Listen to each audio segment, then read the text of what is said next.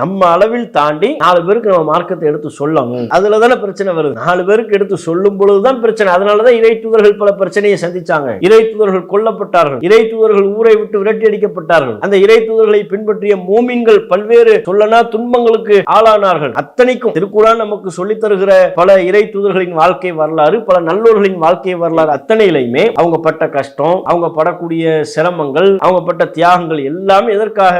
பிரச்சாரம், தாவா என்கிற ஒன்று.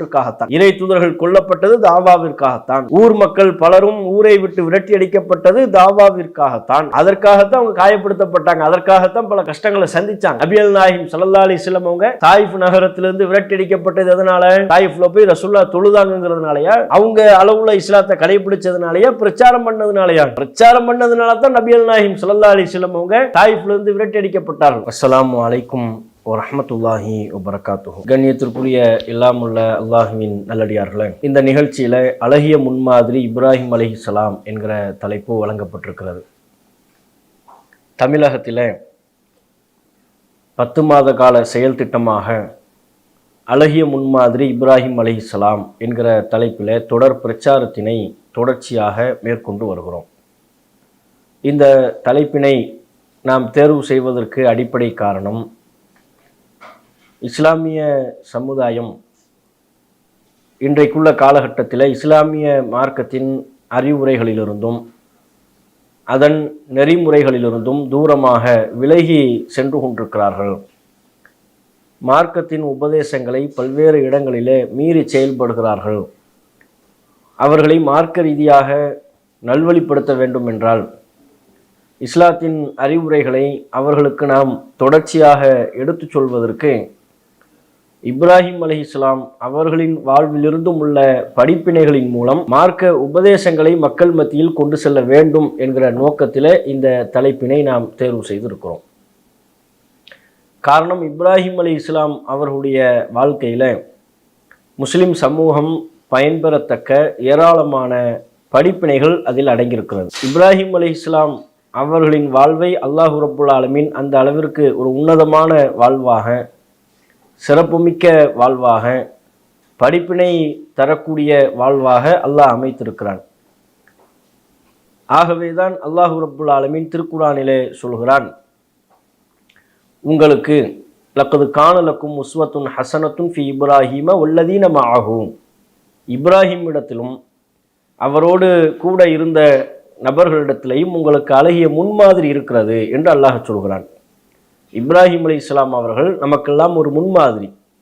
நபிகள் நாயகம் ஸல்லல்லாஹு அலைஹி வஸல்லம் அவர்கள் நமக்கு எப்படி ஒரு முன்மாதிரியோ, ரசூலுல்லாஹ்வை நாம் எப்படி நம்முடைய வாழ்க்கையில் பின்பற்ற வேண்டுமோ, அதுபோல இப்ராஹிம் அலைஹிஸ்ஸலாம் அவர்களும் பல்வேறு விஷயங்களில் நமக்கு மிகச்சிறந்த முன்மாதிரியாக திகழ்ந்து கொண்டிருக்கிறார்கள். அவர்களின் அறிவுரையையும் அவர்கள் வாழ்விலும் உள்ள படிப்பினை தரக்கூடிய நிகழ்வுகளையும் நாம் படித்து பயன்பெற்று அதனையும் நாம் நம்முடைய வாழ்வில் பின்பற்ற வேண்டும். அந்த செய்தியினை அல்லாஹ் ரப்புல் ஆலமீன் திருக்குர்ஆனிலே நமக்கு சொல்லித் தருகிறான். நபிகள் நாயகம் ஸல்லல்லாஹு அலைஹி வஸல்லம் அவர்களுக்கு அல்லாஹ் ரப்புல் ஆலமீன் உத்தரவிடும் பொழுது கூட இப்ராஹிமின் மார்க்கத்தை நீங்கள் பின்பற்றுங்கள் என்று அல்லாஹ் சொல்கிறான். இப்ராஹிம் அலைஹிஸ்ஸலாம் அவர்களின் வழிமுறை என்னவோ, அவர்கள் இந்த மார்க்கத்தில் எப்படி செயல்பட்டார்களோ அதை நீங்கள் பின்பற்றுங்கள் என்று அல்லாஹ் நபிகள் நாயகத்திற்கு உத்தரவிடுவதையும் திருக்குர்ஆனிலே நாம் பார்க்கிறோம். அப்போ இப்ராஹிம் அலைஹிஸ்ஸலாம் அவர்கள் அந்த அளவிற்கு இந்த இஸ்லாமிய மார்க்கத்தினுடைய கருத்துக்களை தாங்கி நின்றார்கள். இறைவன் ஒருவன் தான் என்கிற ஏகத்துவ கொள்கையை மக்கள் மத்தியில் உறுதியோடு பிரச்சாரம் செய்தார்கள்.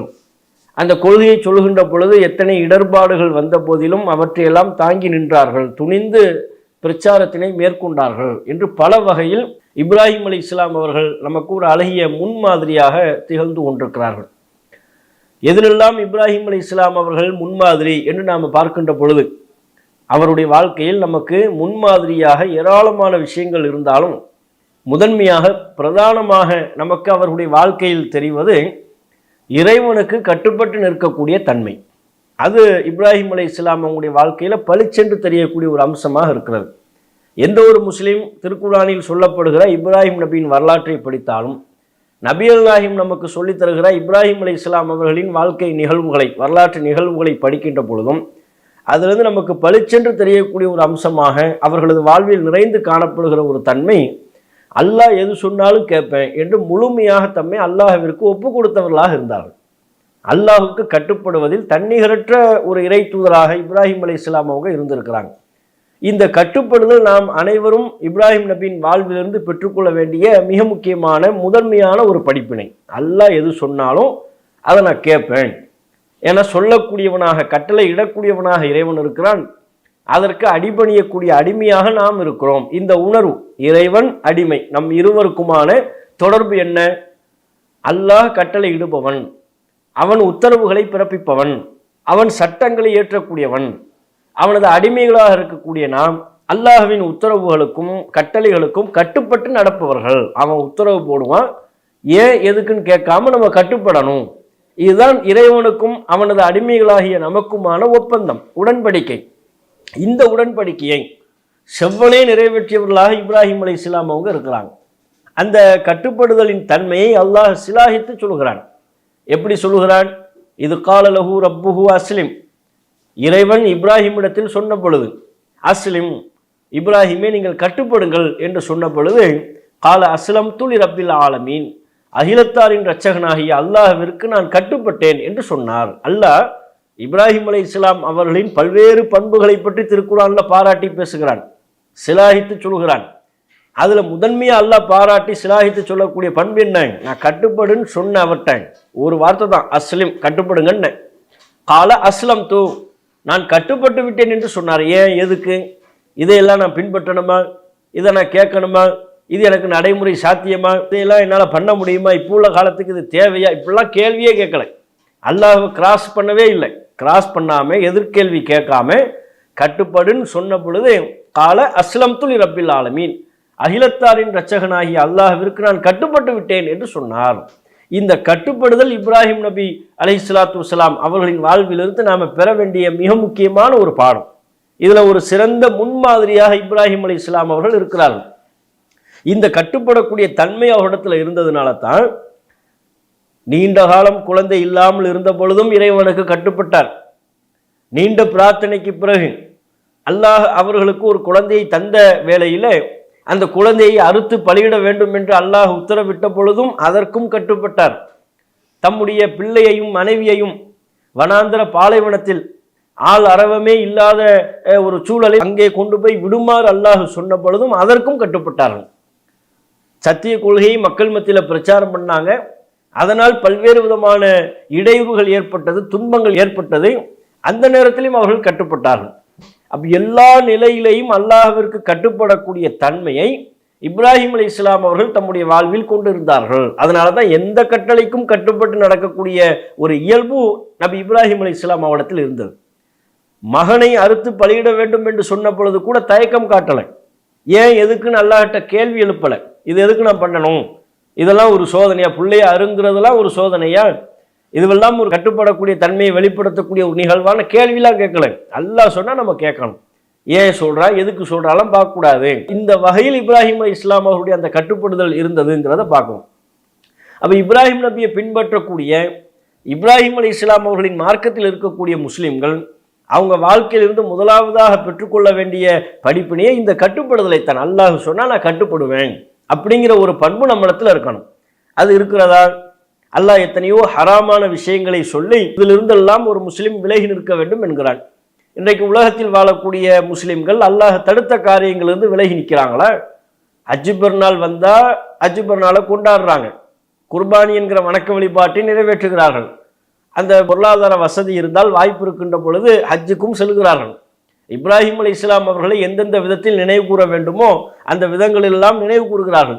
ஆனால் இப்ராஹிம் நபி இடத்துல இருந்த கட்டுப்படுதலை தாங்களுடைய வாழ்க்கையில ஒரு பயிற்சியாக பெற்றுக்கொண்டு வந்தார்களா அப்படின்னா, அந்த கட்டுப்படுதல் இன்றைக்கு பல முஸ்லிம்களிடத்தில் இல்லை. உலகளாவிய அளவுல முஸ்லிம்கள்கிட்ட அல்லாஹ் சொல்லக்கூடிய அத்தனை ஹராமிலிருந்தும் விலகி நிற்கக்கூடிய ஒரு தன்மை, அல்லாஹ் எது சொன்னாலும் கேட்போம் என்கிற ஒரு கட்டுப்படக்கூடிய தன்மை இருக்கிறதா என்றால் இல்லை. அப்ப அல்லாஹ் பல ஹராமான காரியங்களிலிருந்து விலகி நிற்க சொல்கிறான். வட்டியிலிருந்து விலகி நிற்க சொல்கிறான்.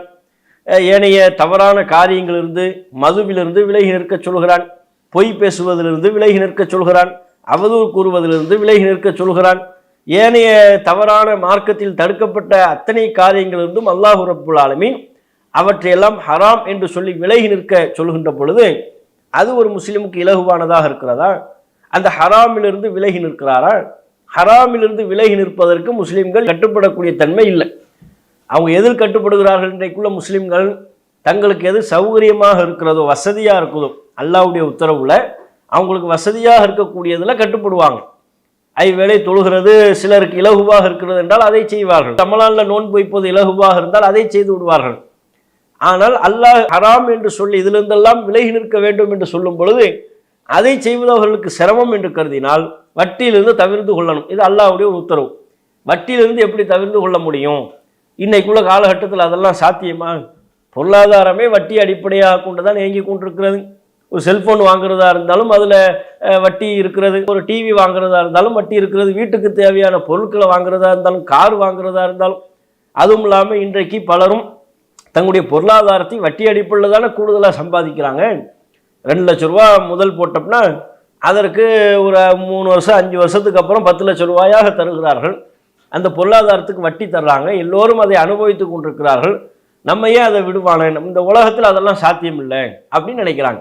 அப்போ பொருளாதாரம் தான் தேவை என்று அதனை இலக்காக கொண்டவர்கள் பொருளாதார ரீதியாக இறைவன் தடுத்த காரியத்திலிருந்து விலகி நிற்க தயங்குகிறார்கள். அதே போலத்தான் இந்த பொருளாதாரம் தவிர்த்து ஏனைய விஷயங்கள் என்று வருகின்ற பொழுது ஒவ்வொருவரும் இதை எனக்கு விடுவது சிரமம், இதில் நான் என்னுடைய கட்டுப்படுதலை வெளிப்படுத்துவது கஷ்டம், இதெல்லாம் நமக்கு சாத்தியம் இல்லை என்று நினைக்கிறார்கள். இப்போ நீங்கள் இதே மாதிரி திருமணம் சார்ந்த விஷயங்களை எடுத்துக்கொள்ளுங்கள், ஒரு வியாபாரம் என்பதை எடுத்துக்கொள்ளுங்கள். அதில் அல்லாஹ் எதையெல்லாம் ஹலால் ஹராம் என்று நமக்கு சொல்கிறானோ அதை பேணி நடப்பது தான் ஒரு முஸ்லீமுடைய அவசியமான ஒன்று. நபிகள் நாயகம் ஸல்லல்லாஹு அலைஹி வஸல்லம் அவங்க நமக்கு என்ன சொன்னாங்க? யஅதிய அலன்னாசி ஜமானுன், ஒரு காலம் வரும், அந்த காலத்தில் லா யுபாலில் மர்உ மா அஹத மினல் மால், அந்த காலகட்டத்தில் ஒரு மனிதன் தம்முடைய பொருளாதாரத்தை எப்படி சம்பாதிக்கிறான் என்பதை பொருட்படுத்த மாட்டான். அமினல் ஹலாலி அம்மினல் ஹராம், ஹராமான வழியில் சம்பாதிக்கிறானா அல்லது ஹலால் அனுமதிக்கப்பட்ட வழிமுறையினூடாக பொருளாதாரத்தை சம்பாதிக்கிறானா, இதையெல்லாம் பார்க்க மாட்டான். காசு பணம் வந்தால் போதும் நினைப்பான். அது ஹலாலான வழியில் வருதா, அல்லாஹ் அனுமதித்த வழியில் வருதா, அல்லாஹ் தடை செய்த வழியில் வருதா, இதை பார்க்க மாட்டான். காசு பணம் வந்தால் போதும் என்று நினைப்பான். இப்படி ஒரு காலம் வரும் என்று நபிகள் நாயகம் ஸல்லல்லாஹு அலைஹி வஸல்லம் அவங்க எச்சரிக்கை செய்தாங்க. இன்றைக்குள்ள காலம் அப்படித்தான் இருக்கிறது. காசு வந்தால் போதும், அது வட்டியில் வருகிறதா, தடுக்கப்பட்ட விதத்தில் வருகிறதா, அது அடுத்தவனை ஏமாற்றி வருதா, மோசடி செய்து வருதா, இதையெல்லாம் பார்க்கக்கூடியவர்களாக இல்லை. பொருளாதாரம் வந்தால் போதும், சேர்ந்தால் போதும் என்று இருக்கக்கூடியவர்களாகத்தான் இன்றைக்கு பல முஸ்லிம்கள் இருக்கிறாங்க. இப்போ தடுக்கப்பட்ட பொருட்கள் இருக்கிறது, அதெல்லாம் முஸ்லிம்களில் உள்ள வியாபாரிகள் பலரும் விற்பனை செய்கிறார்களா இல்லையா? சிகரெட்டு விற்பனை செய்கிறார்கள், பீடி விற்பனை செய்கிறார்கள். ஒரு சாதாரண ஒரு பெட்டிக்கடை வைத்து நடத்துபவர்களாக இருந்தால் கூட இத்தகைய அல்லாஹ் தடுத்த பொருட்களை எல்லாம் விற்பனை செய்கிறார்கள். கேட்டால் இது இல்லைன்னா எப்படி வாடிக்கையாளர்கள் வருவாங்க, இதை வச்சு ஒரு 10 பேர் வாடிக்கையாளர் வருவார்களா இல்லையா என்று பொருளாதாரத்தை கணக்கீடு செய்கிறார்கள். அப்போ ஒரு சின்னஞ்சிறிய விஷயத்தின் போது கூட அல்லாஹ் தடுத்த காரியங்களில் நம்முடைய கட்டுப்படுதலை வெளிப்படுத்த தவறுவோமே ஆனால் இப்ராஹிம் அலைஹிஸ்ஸலாம் அவங்களுடைய வாழ்க்கையை நம்ம எப்படி ஒரு முன்மாதிரியாக கொண்டவர்களாக ஆகும்? அல்லாஹ் இப்ராஹிம் நபியை நமக்கு முன்மாதிரிங்கிறான். அந்த கட்டுப்படுதல் தானே ஃபஸ்ட்டு. அல்லாஹ் சொன்னால் அது என்னை பாதித்தாலும் நான் ஓகே, பிரச்சனை இல்லை. இறைவன் எனக்கு ஹலால்னா ஹலால், இறைவன் எனக்கு ஹராம் என்றால் ஹராம். இது அல்லாஹ் கூடாதுன்னு சொல்லிவிட்டானா கூடாது, இதன் பக்கம் நான் நெருங்கக்கூடியவனாக இல்லை என்றல்லவா நம்ம வரணும். அது நம்மை சிரமப்படுத்தினாலும், அது நமக்கு இன்றைய உலகில் நடைமுறைப்படுத்துவது கஷ்டம் என்று நமக்கு தெரிந்தாலும், மேலோட்டமான பார்வையில் அது கஷ்டமாக தெரிந்தாலும் அல்லாஹ் சொல்லிவிட்டால் மறுபேச்சு இல்லை. இந்த தன்மையை தான் அல்லாஹ் நம்மிடத்தில் எதிர்பார்க்கிறான். திருக்குரானில் அல்லாஹ் சொல்கிறான், ஃபலா வ ரப்பிக லா யுமினூன் ஹத்தா யுஹக்கிமூக ஃபீமா ஷஜர பைனஹும். நபியே, உமது இறைவனின் மீது ஆணையாக, அல்லாஹ் அப்படித்தான் துவக்குகிறான், உம்முடைய இறைவனின் மீது ஆணையாக இவர்கள் ஒருபோதும் மூமின்களாகவே ஆக முடியாது. எதுவரையிலையும் ஹத்தா யுஹக்கிமூக ஃபீமா ஷஜர பைனஹும், தங்களுக்கு மத்தியில் ஏற்படக்கூடிய கருத்து வேறுபாட்டில் நபியை உண்மை நீதிபதியாக ஆக்கி அதற்கு பிறகு நீங்கள் சொல்லக்கூடிய தீர்ப்பை முழு மனதாக ஏற்று சும்மலா யஜிது ஃபி அன்ஃபுஸிஹிம் ஹரஜம் மிம்மா கதைத், நீங்கள் சொன்ன தீர்ப்பில் அவர்கள் தங்களுடைய உள்ளத்தில் நெருடலையே சந்திக்காம வயு சல்லிமு தஸ்லிமா, முழுமையான கட்டுப்படுதலை வெளிப்படுத்தும் வரை அவர்கள் மூமினாக முடியாதுங்கிறான்ல. உமது இறைவனின் மீது ஆணையாக இவங்கெல்லாம் மூமின்களாகவே ஆக முடியாது. எதுவரையிலையும் உங்ககிட்ட தீர்ப்பு கேட்கணும், தங்கள் விஷயம் எதுவாக இருந்தாலும் உங்களை நீதிபதியாக்கணும், நீங்கள் சொல்லக்கூடிய தீர்ப்பை கேட்கணும், அதில் உள்ளத்தில் நெருடல் அவர்களுக்கு இருக்கக்கூடாது. சல்லிமு தஸ்லீமா, முழுமையாக உங்கள் தீர்ப்புக்கு உங்கள் கட்டுப்பட்டு நடக்கணும். அப்படி கட்டுப்பட்டு நடந்தால் தான் உங்கள் மூமீன்களாக ஆவார்கள் அப்படிங்கிறான். அப்போ அல்லாஹ் நம்மை மூமீன் என்று அங்கீகரிப்பதற்குரிய அடிப்படை தகுதியாகவே இந்த கட்டுப்படுதலைத்தான் எதிர்பார்க்கிறான். மற்றும் ஒரு வசனத்தில் அல்லாஹ் சொல்கிறான், இன்னமா கான கௌலல் முஃமினீன் இதா துஉ இலல்லாஹி வ ரசூலிஹி லியஹ்கும பைனஹும். மூமின்களுடைய சொல் இருக்க வேண்டியதெல்லாம் அவர்கள் அல்லாஹ்வின் பக்கமும் அல்லாஹ்வின் தூதரின் பக்கமும் அழைக்கப்படுகின்ற பொழுது தங்களுக்கு இடையே தீர்ப்பளிப்பதற்காக அல்லாஹ்வின் பக்கம் அழைக்கப்படுகிறார்கள், அல்லாஹ்வுடைய தூதரின் பக்கம் அழைக்கப்படுகிறார்கள். அப்ப மூமின்கள் என்ன சொல்லணும்? ஐய கூலு சமிஅனா வ அத்தஅனா, கேட்டோம் கட்டுப்பட்டோம் என்பதை தவிர மூமின்களுக்கு வேறு சொல் இருக்கக்கூடாதுங்க அல்லாஹ். அப்ப அல்லாஹ் மூமின்கள்கிட்ட ஒவ்வொரு மூமின்களத்திலும் எதிர்பார்ப்பது இப்ராஹிம் அலைஹிஸ்ஸலாம் அவர்களிடத்தில் எப்படிப்பட்ட ஒரு கட்டுப்படக்கூடிய தன்மை இருந்ததோ, அல்லாஹ் எது சொன்னாலும் நான் கேட்டேன் கட்டுப்பட்டேன், சமிஅனா அத்தஅனா என்று இப்ராஹிம் அலைஹிஸ்ஸலாம் அவர்கள் தம்முடைய வாழ்வை அமைத்து கொண்டார்களோ அப்படிப்பட்ட கட்டுப்படுதலைத்தான் அல்லாஹ் நம்மிடத்திலும் எதிர்பார்க்கிறான். ஆனால் இப்ராஹிம் அலைஹிஸ்ஸலாம் அவர்கள் இறைவனின் எதிர்பார்ப்பை பூர்த்தி செய்தார்கள். இறைவன் எது சொன்னாலும் அதை கேட்டு நடப்பவர்களாக தன்னை அமைத்து கொண்டார்கள். இறைவனிடத்தில் உயரிய அந்தஸ்துக்கு சென்றார்கள். தன்னுடைய கலீல், என்னுடைய உற்ற நண்பர் என்ற ஒரு அங்கீகாரத்திற்குரியவர்களாக இப்ராஹிம் அலைஹிஸ்ஸலாம் அவர்கள் கட்டுப்படுதலின் மூலம் தம்முடைய தரத்தை உயர்த்தி கொண்டார்கள். நாம் அந்த நிலையில் இல்லாமல் அல்லாஹ் எது சொன்னாலும் நம்முடைய மனோவீச்சைக்கு தகுந்தவாறு அல்லாஹ்வுடைய கட்டளைகளை மாற்றி நம்முடைய எண்ணம் போல் ஒரு வாழ்வை நாம் அமைத்துக் கொள்கிற காரணத்தினால் அல்லாஹ்வின் அருளில் இருந்து தூரமானவர்களாக நாம் இருக்கிறோம்.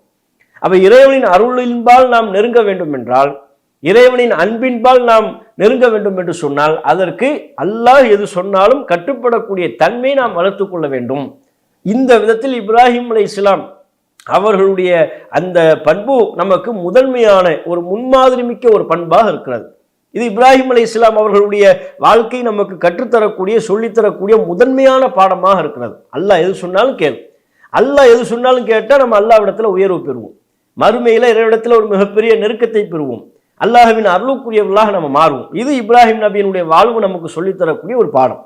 அதுபோல இப்ராஹிம் அலைஹிஸ்ஸலாம் அவர்களுடைய வாழ்க்கையில் நம்ம பல முன்மாதிரிகளை பார்க்கின்ற பொழுது பிரதானமாக கட்டுப்படுதலுக்கு அடுத்தபடியாக பிரதானமாக தெரியக்கூடிய ஒரு முன்மாதிரி இப்ராஹிம் அலைஹிஸ்ஸலாம் அவர்கள் ஒரு சிறந்த பிரச்சாரகர். அல்லாஹ்வுடைய மார்க்கத்தை சுமந்து அதனை மக்கள் மத்தியில் எடுத்து சொல்ல வேண்டும் என்கிற சத்தியத்தை தேடக்கூடியவர்களாகவும் தான் கண்டடைந்த சத்தியத்தை பிற மக்களுக்கு எடுத்து சொல்வதிலையும் தன்னிகரற்றவர்களாக நபி இப்ராஹிம் அலைஹிஸ்ஸலாம் அவர்கள் இருந்தார்கள். ஊர் மக்கள் எந்த வழியில் செல்கிறார்களோ அதே வழியில் செல்லக்கூடியவர்களாக இப்ராஹிம் அலைஹிஸ்ஸலாம் அவர்கள் இல்லை.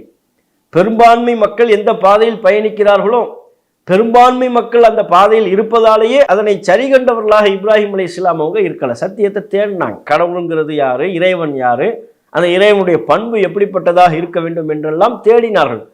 சத்தியத்தை இறைவனின் மூலம் அவனின் புறத்திலிருந்து கண்டடைந்ததற்கு பிறகு அந்த சத்தியத்தை மக்கள் மத்தியில் பிரச்சாரம் செய்வதில் ஒரு அதிக அளவு ஏக்கம் கொண்டவர்களாக இருந்தாங்க. இது இப்ராஹிம் நபியினுடைய வாழ்க்கையில் நம்ம பார்க்கணும். அல்லாஹ்வின் புறத்திலிருந்து ஓரிரை கொள்கைங்கிற அந்த தௌஹீதை இப்ராஹிம் அலைஹிஸ்ஸலாம் அவர்கள் கண்டடைந்தார்கள். கண்டடைந்து அதற்கு பிறகு அதை பிரச்சாரம் பண்ண ஆரம்பித்தாங்களா இல்லையா? தம்முடைய தந்தை இடத்துல சொன்னாங்க. தந்தை எதிர்ப்பு தெரிவிக்கிறார். இந்த பிரச்சாரத்தெல்லாம் என்கிட்ட நீ கொண்டு வராது. ஏன்னா காலகாலமாக அவங்க வீட்டில் அவங்க தந்தை செய்யக்கூடிய தொழிலை என்ன சிலையை உருவாக்கக்கூடியவங்க, சிலையை வடிவமைப்பவர்கள். அப்போ அதை பார்த்து தான் இப்ராஹிம் அலைஹிஸ்ஸலாம் அவங்க வர்றாங்க. அவங்க ஊரே சிலை வணக்க வழிபாட்டில் ஊறி திளைத்தவர்களாகத்தான் இருக்கிறார்கள். ஊரில் உள்ள ஒட்டுமொத்த மக்களும் அப்படித்தான் இருக்கிறார்கள். தம்முடைய குடும்பம் எந்த பாதையில் செல்கிறதோ அதிலிருந்து மாற்றமாக சிந்திக்கிறாங்க. ஒட்டுமொத்த ஊரும் ஊர் மக்களும் எந்த பாதையில் பயணித்து கொண்டிருக்கிறார்களோ அதிலிருந்து வேறுபட்டு சிந்தித்தார்கள். தௌஹீதை கண்டறிந்தார்கள். அந்த தௌஹீதை தம்முடைய தந்தையிடத்தில் சொன்ன பொழுது அவருடைய தந்தை சொல்கிறார், இந்த பேச்சு பேசக்கூடாது, பேசுனா வீட்டில் உனக்கு இடம் இல்லை, வெளியே போ, நான் கல்லால் அடித்து கொள்ளுவேன். நான் தந்தை மிரட்டிய பொழுது இப்ராஹிம் அலைஹிஸ்ஸலாம் அவர்கள் அடிபணிந்தார்களா? அதற்கு அஞ்சி நடுங்கி தம்முடைய பிரச்சாரத்தை கைவிட்டாரா? இத்தனைக்கும் அந்த நேரத்தில் இப்ராஹிம் அலைஹிஸ்ஸலாம் அவர்களுக்கு சப்போர்ட்னு சொல்றதுக்கு யாருமே இல்லை, யாருமே கிடையாது. நண்பர்கள் இல்லை, ஊர் மக்களில் தெரிந்தவர்கள் கிடையாது.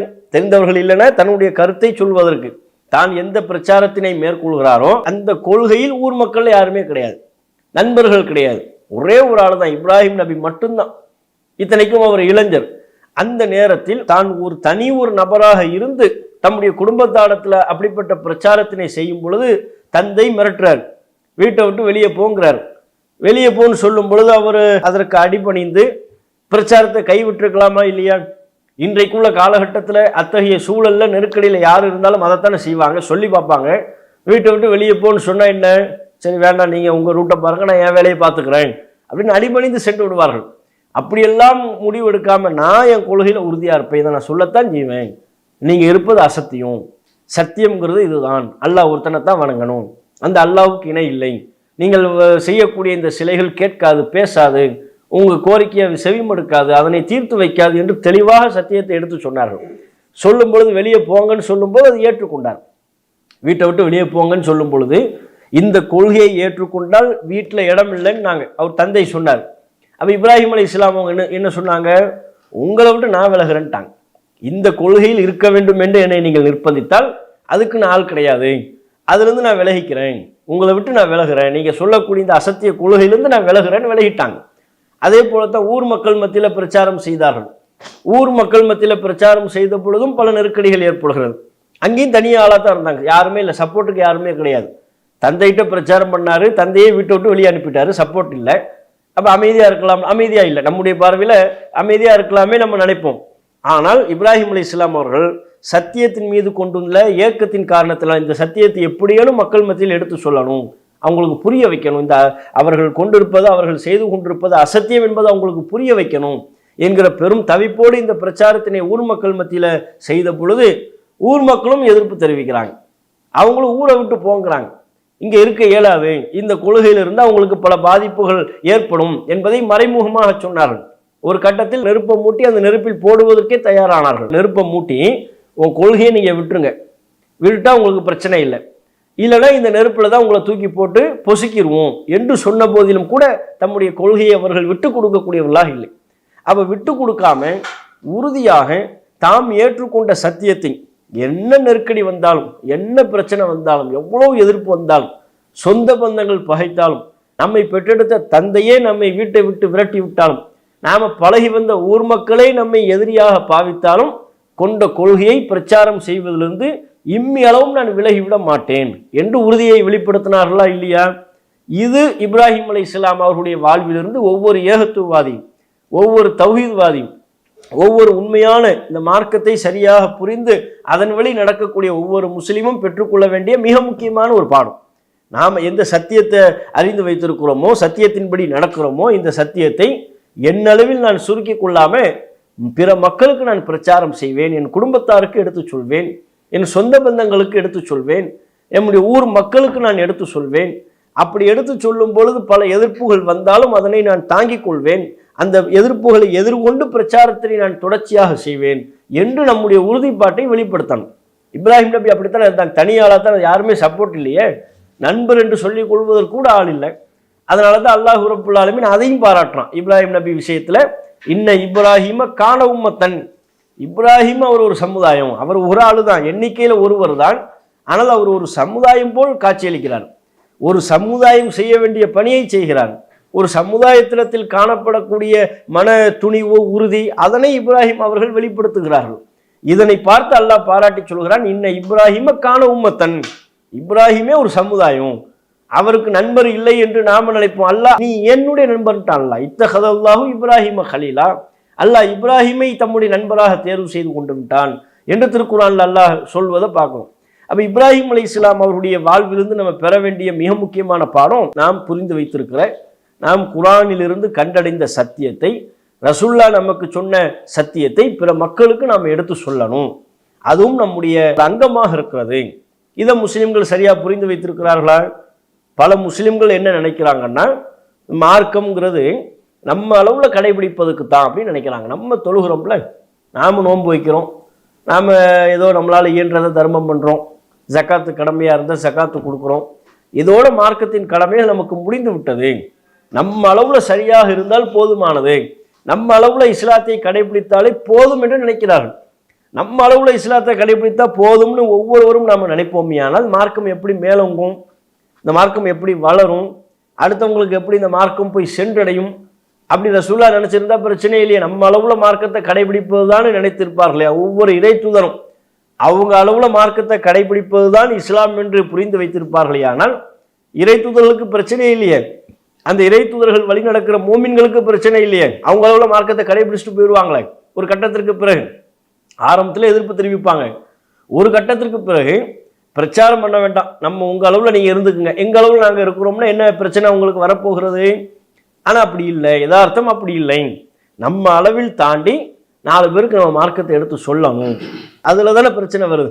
4 பேருக்கு எடுத்து சொல்லும் பொழுதுதான் பிரச்சனை. அதனாலதான் இறை தூதர்கள் பல பிரச்சனையை சந்திச்சாங்க. இறை தூதர்கள் கொல்லப்பட்டார்கள், இறை தூதர்கள் ஊரை விட்டு விரட்டி அடிக்கப்பட்டார்கள்.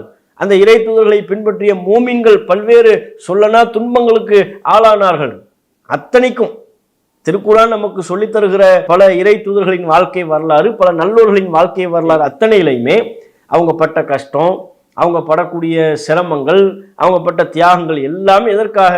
பிரச்சாரம், தாவா என்கிற ஒன்றுக்காகத்தான். இறை தூதர்கள் கொல்லப்பட்டது தாவாவிற்காகத்தான். ஊர் மக்கள் பலரும் ஊரை விட்டு விரட்டி அடிக்கப்பட்டது தாவாவிற்காகத்தான். அதற்காகத்தான் அவங்க காயப்படுத்தப்பட்டாங்க, அதற்காகத்தான் பல கஷ்டங்களை சந்திச்சாங்க.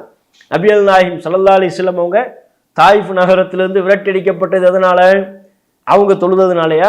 தாயிஃப்ல போய் ரசூலுல்லாஹ் தொழுதாங்கிறதுனாலயா? அவங்க அளவுல இஸ்லாத்தை கடைபிடிச்சதுனாலயா? பிரச்சாரம் பண்ணதுனாலயா? பிரச்சாரம் பண்ணதுனால தான் நபிகள் நாயகம் ஸல்லல்லாஹு அலைஹி வஸல்லம் அவங்க தாயிஃப்ல இருந்து விரட்டி அடிக்கப்பட்டார்கள். இன்னும் பல முஸ்லிம்கள், பல்வேறு அபூபக்கர் ரலியல்லாஹு அன்ஹு அவங்கெல்லாம் ஹிஜ்ரத்துக்கு நிர்பந்திக்கப்பட்டதுக்கு என்ன காரணம்? நீங்க மக்கள்லாம் கேட்கும்படி குர்ஆன் ஓதாதீங்கன்னாங்க. மக்கள் எல்லாம் கேட்கும்படி குர்ஆனை சொல்லாதீங்க, குர்ஆனை படிக்காதீங்க. அப்ப தாவா கூடாது என்பதுதான் அவர்களுடைய எதிரிகளுடைய நோக்கமாக இருந்தது ஆரம்ப காலகட்டங்களில். அதை தாண்டி அந்த சோதனைகளை எதிர்கொண்டுதான் அவர்கள் தாவா செய்தார்கள். ஒவ்வொரு இறை தூதர்களின் வரலாற்றிலையும் நல்லோர்களின் வரலாற்றிலையும் அவங்க பட்ட கஷ்டம், தியாகம் எல்லாமே தாவாவுக்கு தான். அப்ப இதுல இருந்து நம்ம என்ன புரியணும்னா, இந்த மார்க்கம் என்பது நம்ம அளவில் கடைபிடிப்பதற்கு மட்டும் கிடையாது. நம்ம அளவுல கடைபிடிப்பதை தாண்டி 4 பேருக்கு இந்த மார்க்கத்தை எடுத்து சொல்லணும், அவங்களுக்கு புரிய வைக்கணும். அவங்க அசத்தியத்தில் இருப்பார்களே ஆனால் அது அசத்தியம், அது தவறு, மார்க்கம் இதைத்தான் சொல்கிறது என்பதை புரிய வைக்க வேண்டும். அதுதான் நம்முடைய பணி, அது நம்முடைய வேலை. இப்ராஹிம் அலைஹிஸ்ஸலாம் அவர்கள் அது நமக்கு ஒரு முன்மாதிரி. தனி ஒரு நபராக இருந்தாலும் யாருடைய சப்போர்ட்டையும் எதிர்பார்க்காமல், யாருடைய உதவியையும் எதிர்பார்க்காமல், அல்லாஹ் ஒருவனின் உதவியை மட்டுமே ஒரு எண்ணமாக கொண்டு, நோக்கமாக கொண்டு தம்முடைய சக்திக்குட்பட்டு பிரச்சாரத்தினை செய்தார்கள். இப்ராஹிம் அலைஹிஸ்ஸலாம் அவங்க பிரச்சாரத்தின் மீது உறுதியான பற்றுள்ளவர்களாக இருந்தார்கள். அந்த பற்று நம்ம இடத்துல இருக்கணும். இப்ராஹிம் நபி எப்படி தம்முடைய குடும்பத்திலிருந்து பிரச்சாரத்தை ஆரம்பிக்கிறார்களோ, தந்தை இடத்துல சொன்னாங்க, அதுக்கப்புறம் ஊர் மக்கள்கிட்ட சொல்றாங்க. அதுபோல நாமும் நம்முடைய குடும்ப உறுப்பினர்கள், சொந்த பந்தங்கள், ஊர் மக்கள் அனைவருக்கும் இந்த தௌஹீத் என்கிற சத்திய கொள்கையை பிரச்சாரம் பண்ண கடமைப்பட்டவர்களாக இருக்கும். அதுவும் இன்றைக்குள்ள காலகட்டத்தில் பிரச்சாரம் என்பது மிகுந்த தேவையான அவசியமான ஒன்றாக இருக்கிறது. காரணம் என்ன? இன்றைக்கு பல மக்கள் சத்தியத்தை அறிந்து கொள்ளாமல் அசத்தியத்தை சத்தியமாக கருதி அதை நோக்கி செல்பவர்களாக இருக்கிறார்கள். இன்னும் பலர் மார்க்கத்தின் வாடையே இல்லாதவர்களாக இருக்கிறார்கள். இளைஞர்கள் சீரழிவை நோக்கி சென்று கொண்டிருக்கிறார்கள். முஸ்லிம்கள்ல உள்ள இளைஞர்களும் கூட போதைப் பொருள், இஸ்லாத்திற்கு எதிரான பழக்க வழக்கங்கள், மார்க்கம் தடுத்த ஹராமான காரியங்கள், நவநாகரீகம் என்கிற பேரில் பிரமத கலாச்சாரத்தை நோக்கி செல்பவர்களாக, அதனால் கவரப்பட்டவர்களாக இன்றைக்குள்ள தலைமுறையினர் மாறிக்கொண்டிருக்கிறார்கள். இஸ்லாமிய வாடையே அவர்களிடத்தில் இல்லை. அந்த அளவிற்கு ஒரு சீரழிவு இஸ்லாமிய சமூகத்தில் ஏற்படுகிறது என்று சொன்னால் இதை நம்ம பார்த்து வேடிக்கை பார்த்துக்கிட்டு இருக்க முடியுமா? என் அளவில் நான் தொழுதுகிட்டு இருப்பேன், என் அளவில் நான் என்னுடைய வணக்க வழிபாடுகளை நான் அமைத்துக் கொள்வேன், நான் கரெக்டாக இருப்பேன், யார்கிட்டையும் எதையுமே நான் சொல்ல மாட்டேன், பிரச்சாரம் பண்ணுறதெல்லாம் நம்ம வேலை இல்லை நம்ம நினைப்போமே. ஆனால் இந்த தலைமுறையை எப்படி திருத்துவது? யார் திருத்துவது? இவர்களுக்கு இஸ்லாமிய மார்க்கத்தின் போதனை யார் கொண்டு போய் சேர்ப்பது? இப்படி ஒரு தலைமுறை உருவாகுமையானால் அப்போ நாளைக்கு பிறகு அவங்களுடைய பிள்ளைங்கள்லாம் எப்படி வருவாங்க? இப்போ இன்னைக்கு ஒரு தலைமுறை மார்க்கத்தினுடைய தொடர்பில்லாமல் ஒரு தலைமுறை உருவாகுமையானால் அவங்க பிள்ளைங்கள்லாம் குர்ஆனை கற்றறிந்தவர்களாக உருவாக வாய்ப்பு இருக்கிறதா? அவங்களுடைய தலைமுறையினர் தொழுகையை பற்றி அறிந்து கொண்டவர்களாக, இறையச்சத்தை முன்னிறுத்தியவர்களாக, இஸ்லாமிய மார்க்க பற்றை உள்ளத்தில் இருத்தி கொண்டவர்களாக உருமாற முடியுமா? நம்ம பல அரபு நாடுகளை எல்லாம் பார்க்குறோம். அங்குள்ள ஏற்பட்டிருக்கிற முந்தைய காலத்திற்கும் இப்போதைய காலகட்டத்திற்குமான சீரழிவை பார்க்கிறோம். அதையெல்லாம் பார்த்து வருத்தப்படுறோம். அந்த நாடு எப்படி இருந்தது? ஆரம்பத்தில் அப்படி இருந்த நாடு இன்றைக்கு இப்படி ஆகிவிட்டதே. ஆரம்பத்தில் அப்படி இருந்த நாடு இன்றைக்கு இப்படி சினிமா தியேட்டர்லாம் திறந்து விடப்பட்டிருக்கிறதே. மதுபான கடைகள் திறந்து விடப்பட்டிருக்கிறது. இதுவெல்லாம் அந்த நாட்டில் ஆரம்பத்தில் இல்லை என்று பல்வேறு அரபு நாடுகளை பற்றி நம்முடைய பார்வை அப்படி வருத்தம் அளிக்கக்கூடியவையாக இருக்கும். அதுக்கெல்லாம் என்ன காரணம்? ஆட்சி அதிகாரத்தில் இருப்பவர்கள் மார்க்க சிந்தனை உள்ளவர்களாக இருந்தால் சரியான முறையில் தம்முடைய நாட்டை கொண்டு செல்வார்கள். அதே மார்க்க சிந்தனை அவர்களுக்கு இல்லாமல் போகின்ற பொழுது நவநாகரிக சிந்தனையை உள்வாங்கினால் மேலை நாட்டு கலாச்சாரத்தின் தாக்கத்திற்கு உள்ளாகி அந்த சிந்தனையை உள்வாங்கும் பொழுது அதற்கேற்ற விதத்தில் தானே தம்முடைய நாட்டை அழைத்து செல்வார்கள். அடுத்தடுத்த தலைமுறை அப்படித்தானே உருவாக்குவாங்க. அது போன்ற ஒரு சூழல் தான் நமக்கும் ஏற்பட்டு விடக்கூடாது. இன்றைக்கு நம்ம தமிழகத்தில் பல்வேறு பள்ளிவாசல்கள் இருப்பதை பார்க்குறோம், மதரசாக்கள் இருப்பதை பார்க்குறோம். இதுவெல்லாம் ஒரு மார்க்க சிந்தனையினுடைய வெளிப்பாடு தான். அப்போ அவர்களிடத்தில் காணப்படக்கூடிய தவறுகளை சரி செய்து பிரச்சாரம் செய்யக்கூடிய மக்கள் இருக்கும் பொழுதுதான் இத்தகைய சூழல் தொடர்ந்து கொண்டிருக்கும். இல்லாவிட்டால் மார்க்க சிந்தனையே இல்லாத மார்க்க தொடர்பில்லாத தலைமுறை உருவாகி விடுவார்கள். பள்ளிவாசல்கள் இழுத்து மூடப்படும். பள்ளிவாசல்கள் எல்லாம் வேறு நிலங்களாக வேறு இடங்களாக மாற்றப்படும். மதரசாக்களின் வாடையே இல்லாமல் நவநாகரிகத்தின் பெயரால் இந்த புதிய தலைமுறை புதிய சிறுவர்கள் உருவாகுவார்கள். அப்படிப்பட்ட ஒரு கலாச்சார சீரழிவு நடைபெறும் பிரச்சாரம் என்கிற ஒன்று இல்லாவிட்டால். அப்போ தாவா தான் அடிப்படை, பிரச்சாரம் தான் அடிப்படை. அதைத்தான் அல்லாஹ் வலியுறுத்துகிறான். வல்தக்கும் மின்கும் உம்மத்துன், உங்களில் ஒரு கூட்டம் இருக்க வேண்டும். யதுஊன இலல் கைர் வயஅமுரூன பில் மஅரூஃப் வயன்ஹவுன அனில் முன்கர், அவர்கள் நல்லவற்றை எடுத்து சொல்லி நன்மையை ஏவி தீமையை தடுக்கக்கூடிய ஒரு கூட்டம் உங்களில் இருக்க வேண்டும். இப்படிப்பட்ட ஒரு கூட்டம் இருக்கின்ற பொழுது அவர்கள் தான் வெற்றியாளர்கள் என்று அல்லாஹ் சொல்கிறான். அப்போ பிரச்சாரம் செய்யக்கூடிய ஒரு கூட்டம் இருக்கணும்னு அல்லாஹ் வலியுறுத்துவதற்கு என்ன காரணம்? பிரச்சாரம் இல்லைன்னா சமுதாயம் சீரழிஞ்சிடும். பிரச்சாரம் இல்லை என்றால் அல்லாஹ்வின் கோபத்திற்கு உள்ளவர்களாக அனைவரும் மாறிவிடுவார்கள். பிரச்சாரம் தான் இறைவனின் கோபத்தை தடுக்கக்கூடிய மிக முக்கியமான ஒரு கருவி. அல்லாஹ்வினுடைய கோபம் இறங்கி இறைவனின் தண்டனைக்கு ஆளாகாமல் ஒரு சமுதாயம் இருக்க வேண்டும் என்றால் அங்கே பிரச்சாரம் நடைபெற வேண்டும், தாவா இருக்க வேண்டும். அந்த தாவாவிற்கு முன்மாதிரியாக நபி இப்ராஹிம் அலைஹிஸ்ஸலாம் அவர்கள் இருக்கிறார்கள்.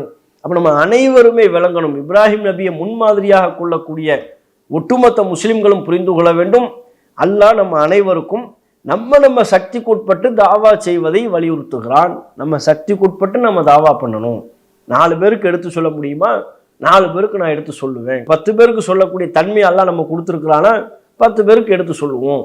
இப்படியாக ஏதேனும் ஒரு விதத்தில் நாம் அனைவரும் பிரச்சாரம் என்கிற ஒன்றை நோக்கி செல்லக்கூடியவர்களாக இருக்கணும். இப்ராஹிம் அலைஹிஸ்ஸலாம் அவர்களின் வாழ்க்கை நமக்கு அப்படிப்பட்ட ஒரு பாடத்தினையும் சொல்லித் தருகிறது. இப்ராஹிம் நபியினுடைய வாழ்க்கையில் அத்தகைய ஒரு முன்மாதிரியும் இருக்கிறது. அதுபோக இப்ராஹிம் அலைஹிஸ்ஸலாம் அவங்களுடைய வாழ்க்கையை பார்த்தீங்கன்னா மற்றொரு முன்மாதிரியும் இருக்கிறது. என்ன? அல்லாஹ் ரப்புல் ஆலமீன் அவர்களுடைய பண்பை பற்றி ஏராளமாக பாராட்டி சொல்கிறான், ஏராளமாக சிலாகித்து சொல்கிறான். அவர் இறைவனுக்கு நன்றி உள்ளவர் என்கிறான், அவர் சகிப்புத்தன்மை உள்ளவர் என்கிறான், பொறுமைசாலி என்று அல்லாஹ் பாராட்டுகிறான் என்று அவருடைய ஒவ்வொரு பண்பை பற்றியும் தனித்தனியாக நம்ம பேச இயலும். இப்ராஹிம் அலைஹிஸ்ஸலாம் அவருடைய ஒவ்வொரு பண்பை பற்றியும் தனித்தனியாக சிலாகித்து சொல்லும் அளவிற்கு இறைவனின் அதிகமான பாராட்டுக்களை பெற்றவர்களாக நபி இப்ராஹிம் அலைஹிஸ்ஸலாம் அவங்க இருக்கிறாங்க. அதில் நம்ம பார்க்கக்கூடிய ஒரு அம்சம் என்னவென்றால், இப்ராஹிம் அலைஹிஸ்ஸலாம் அவர்கள் ஒரு சிறந்த முன்மாதிரி மிக்க இளைஞர். இன்றைக்குள்ள இளைய தலைமுறைகள் எல்லாம் முன்மாதிரியாக கொள்ள வேண்டியவர். ஏன்? நீங்கள் இப்ராஹிம் அலைஹிஸ்ஸலாம் அவங்களுடைய வாழ்க்கை வரலாற்று நிகழ்வுகளை பார்த்தால் பல்வேறு அறியத்தக்க சாதனை மிக்க நிகழ்வுகளெல்லாம் அவர்கள் செய்து தம்முடைய இளமை பருவத்தில் தான். தம்முடைய தந்தை இடத்துல பிரச்சாரம் பண்ணது தம்முடைய இளமை பருவத்தில், ஊர் மக்கள் மத்தியில் பிரச்சாரம் செய்தது தம்முடைய இளமை பருவத்தில், தான் ஒரு இளைஞராக இருந்த பொழுதுதான். அந்த கொடிய மன்னனை எதிர்த்து அவனிடத்தில் சத்தியத்தை எடுத்து சொன்னது, தௌஹீதை எடுத்து சொல்லி பிரச்சாரம் பண்ணது தம்முடைய இளமை பருவத்தில் தான். அப்போ இளமை பருவ தாம் ஒரு இளைஞராக துடிப்புமிக்க இளைஞராக இருந்த பொழுதுதான் நபி இப்ராஹிம் அலைஹிஸ்ஸலாம் அவர்கள் அத்தனை பிரச்சாரங்களையும் மேற்கொண்டார்கள், இந்த மார்க்கத்திற்காக பாடுபட்டார்கள் என்பதை பார்க்கணும்.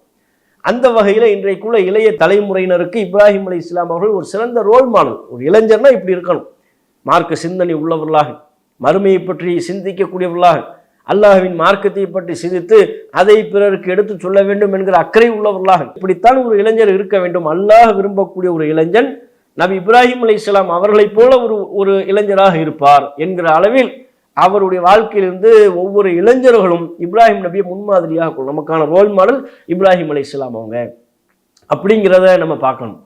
அல்லாஹ் ரப்புல் ஆலமீன் நபியல் நாயகம் ஸல்லல்லாஹு அலைஹி வஸல்லம் அவங்க மூலமாக ஒரு இளைஞர்களை பற்றி நமக்கு சொல்லும் பொழுது மறுமை நாளில் குறிப்பிட்ட 7 வகையினருக்கு அல்லாஹ் ரப்புல் ஆலமீன் தம்முடைய சிம்மாசனத்தின் நிழலை கொடுக்குறான். அர்ஷ் என்கிற பிரம்மாண்டமான சிம்மாசனத்தின் நிழலை 7 வகையினருக்கு அல்லாஹ் கொடுக்குறான். அதுல ஒரு வகையினர் யாரு? ஷாபுன் நஷஅ ஃபி இபாதத்தி ரப்பிஹி, எந்த ஒரு இளைஞர் தம்முடைய இளமை பருவத்தை வணக்க வழிபாட்டில் கழிக்கிறாரோ, அல்லாஹ்வை வணங்கி வழிபடுவதில் ஒரு இளமை பருவத்தை கழித்தால் அவருக்கு அல்லாஹ் ரப்புல் ஆலமீன் தனி சிறப்பு கவனம் எடுத்து மறுமை நாளில் அர்ஷுடைய நாளில் கொடுக்குறான்.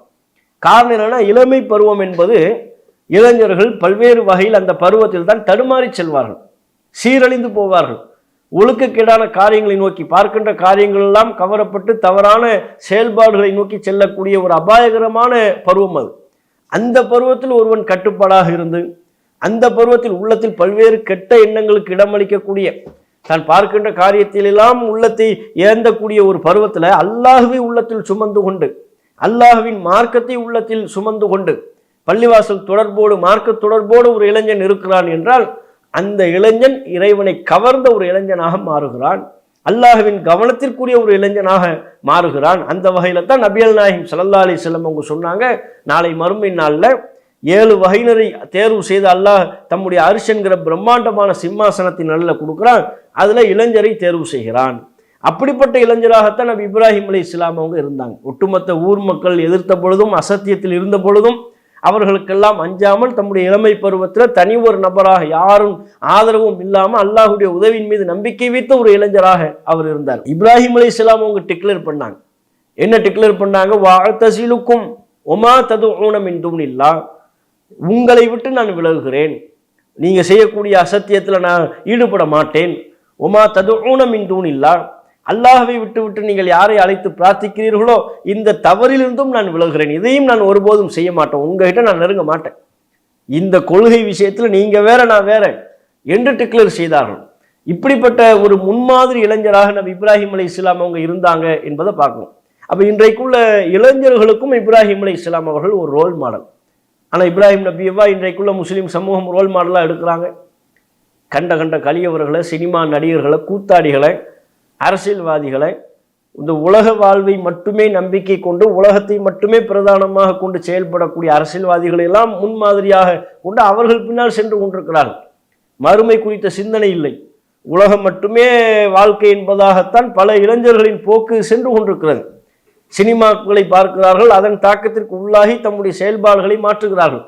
பள்ளிவாசல் தொடர்பில்லை, திருக்குரானை வாசிக்க தெரியவில்லை. இன்றைக்கு வளரக்கூடிய உருமாறக்கூடிய பல இளைஞர்களுக்கு குரானை கையில கொடுத்து படிஞ்சுன்னா படிக்க தெரியலை, ரசூலுல்லாஹ்வுடைய வரலாறு தெரியுமானா தெரியலை.